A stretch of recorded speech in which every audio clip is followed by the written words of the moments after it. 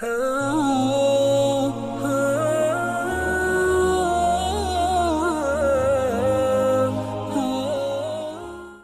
جابر رضی اللہ عنہ روایت کرتے ہیں کہ آپ صلی اللہ علیہ وسلم نے ارشاد فرمایا کہ جس شخص کے اندر 3 خوبیاں ہوں گی تو اللہ قیامت کے دن اس کو اپنی رحمت کے سائے میں جگہ عطا فرمائیں گے، جس دن اس کی رحمت کے سائے کے سوا کوئی دوسرا سایہ نہ ہوگا۔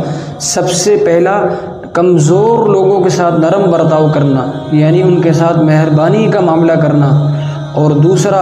اپنے والدین کے ساتھ سب سے اچھا سلوک کرنا،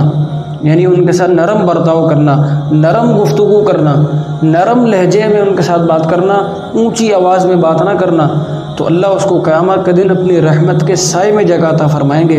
اور تیسرا، جو تمہارے نوکر ہیں، جو تمہارے غلام ہیں، یعنی جو تمہارے ماتحت ہیں، ان کے ساتھ نرم اور اچھا